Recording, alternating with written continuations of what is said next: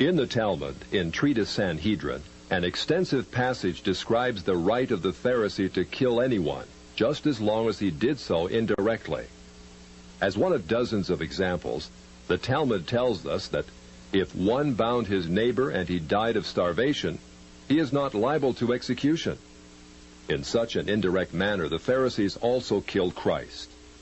Manipulating the Romans to actually wield the spear and sword, the Pharisees claimed, as their descendants do today, that since the Romans were the direct cause of the death of Christ, it is the Romans, not the Jews, who are guilty.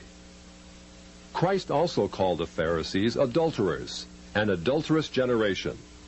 The Talmud provides generous loopholes for adultery. It says the penalty for adultery does not include sex with a minor, the wife of a minor, or the wife of a heathen. The Talmud also encourages seduction of unwed adolescent girls called designated bondmaids. But it's important how such rapes are performed. With the designated bondmaid, one is guilty only in the case of natural connection, but not in the case of perverse connection. The Pharisees reasoned that rape in a perverted manner is outside the jurisdiction of the law. Normal rape, however, was punishable.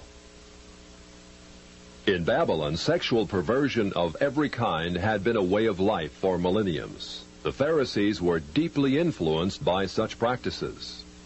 In 3 of the major treatises of the Talmud are found extensive passages which give legal endorsement to seduce and marry 3-year-old baby girls.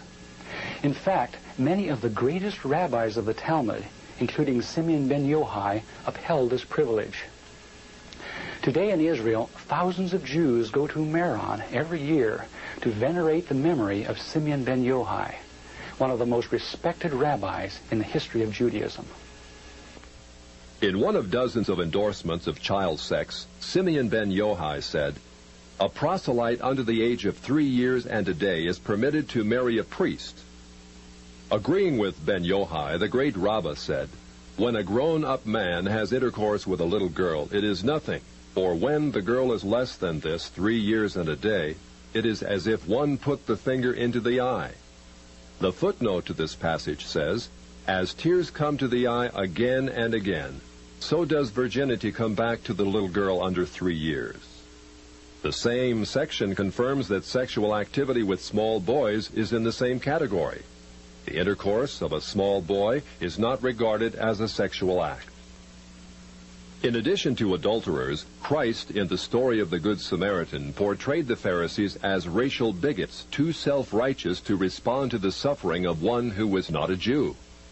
It is true, because of the wickedness of the Canaanites, which included sodomy and infant sacrifice, Israel had been commanded by God to be harsh in her treatment of the inhabitants of the land. God made it clear that the Canaanites were not simply to be avoided, but destroyed. By the time of the New Testament, this method of preserving God's kingdom by separation and the sword had become obsolete. God no longer made a racial difference between men. But the Pharisees were unfazed by God's new agenda. The Talmud was finally written down nearly 5 centuries after Christ, yet its critical, even homicidal attitudes toward Gentiles might have been lifted out of the book of Joshua. However, the quickest way to grasp the Talmudic view of Gentiles is not directly from the Talmud, but from the Jewish encyclopedias. If we quote an isolated opinion from the Talmud, a rabbi may quickly object, saying, "But that is not the overall opinion of the Talmud. That is not the definitive view." What the Jewish encyclopedia provides us is a definitive overview of perhaps hundreds of rabbinic statements on any subject, giving us accurate summaries of what the Talmud generally teaches. In its article on Gentiles, the Jewish Encyclopedia begins to define what makes a Jew so different from a Gentile. According to the rabbis, only Israelites are men. Gentiles they class not as men, but as barbarians. Since Gentiles are not men in the fullest sense, so the Gentile is not a neighbor of a Jew. Further, since Gentile laws were too crude to admit of reciprocity, meaning too crude to be taken seriously, the Gentile was forever beneath the Jew. Gentiles were outlawed by God from the beginning, and thus had no property rights. The Almighty offered the Torah to the Gentile nations also, but since they refused to accept it, he withdrew his shining legal protection from them and transferred their property rights to Israel, who observed his law. Since the Talmud outlawed the child, or issue of a Gentile, as that of a beast, a Gentile had as little legal rights in a Jewish court as did an animal. The Talmud states that if a Gentile sue an Israelite, the verdict is for the defendant, the Israelite. Conversely, if the Israelite is the plaintiff, he obtains full damages. Because the Talmud conspires against Gentiles, if a Jew was ever caught telling a Gentile what the Talmud really says, such a person deserves death. So vile was the nature of a Gentile that the great Simeon ben Yohai said, "The best among the Gentiles deserves to be killed. The best of snakes ought to have its head crushed." Jews, however, are exalted beings in the Talmud, worthy of praise.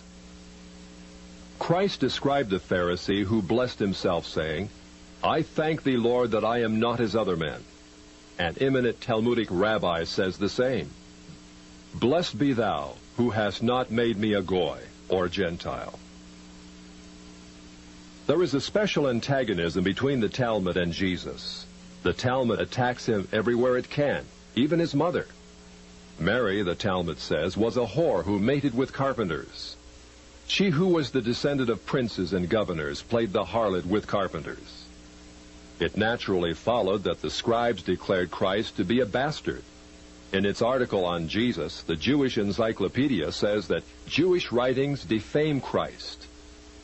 It is the tendency of all these sources to belittle the person of Jesus by ascribing to him illegitimate birth, magic, and a shameful death. Jesus, according to this article, was considered one of the three worst enemies of Judaism who came to an ignoble end. The Talmud says they subjected him to 4 deaths: stoning, burning, decapitation, and strangling. The Talmud also says he is now in hell, punished with boiling hot excrement. What is Christ's advice as he speaks to us out of hell? The Jewish Encyclopedia quotes Jesus as telling us above all to bless the Jews. He says, "Further their well-being. Do nothing to their detriment. Whoever touches them touches even the apple of his eye." Christians, as followers of the false prophet Jesus, also deserve death. The Jewish Encyclopedia again recaps the Talmud's position. A Gentile observing the Sabbath deserves death. It says the Talmud's hatred was probably directed against the Christian Jews. These Judeo-Christians, evasively called min, minute, or minim, were considered by the rabbis to be the most dangerous form of heretics of ancient times. The New Testament Gospels were writings which the rabbis considered more dangerous to the unity of Judaism than those of the pagans. A Talmudic rabbi said, "The writings of Christians deserve to be burned, for paganism is less dangerous than minute or Christianity."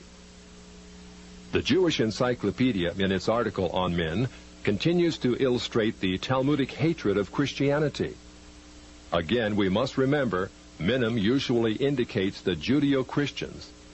It was forbidden to partake of meat, bread, or wine with the Christian.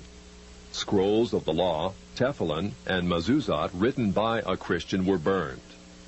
An animal slaughtered by a Christian was forbidden food. The relatives of the Christian were not permitted to observe the laws of mourning after his death, but were required to assume festive garments and rejoice.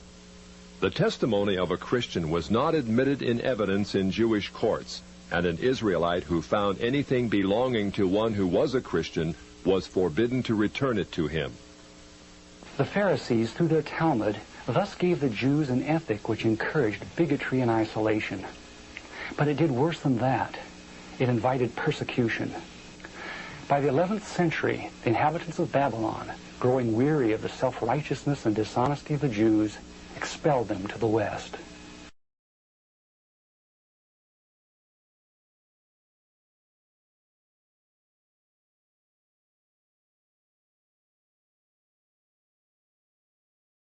Research trails to the massive, multi-volume work known as the Babylonian Talmud. Written in Aramaic and Hebrew, the Talmud is a compilation of Jewish oral history and lore collected and retold over the centuries. Although the Talmud contains the oldest of Jewish oral histories, this written work is actually more recent than the Torah or the New Testament, as it was completed in circa 500 of the Common Era. Dismissed by most Reformed Jews, Orthodox rabbinic scholars claim the Talmud is the most authentic document, stating, "The Torah is the sanitized version of Jewish history. The Talmud is the real deal." Multiple authors write the histories collected in the Talmud, detailing the transgressions on the ark and Noah's awakening from drunkenness to curse his son. Shahedrin 108b. God cursed Ham because he broke the prohibition on sex aboard the ark. He was smitten in his skin. Ham is told by his outraged father, Noah, that, "Because you have seen me uncovered." according to the Talmud, uncovered is a euphemism for being seen in a sexual way. "Your children shall be born black and ugly. Because you have twisted your head to cause me embarrassment, they shall have kinky hair and red eyes. Because your lips mocked me, their lips shall swell. And because you neglected my nakedness, your progeny shall go naked, and male members shall be shamefully elongated. Their character shall be that of promiscuity, idleness, and all forms of immoral behavior." According to the Talmud, Noah's drunken tirade even includes geography. "Your seed shall populate the hottest places, Egypt, Abyssinia, and India."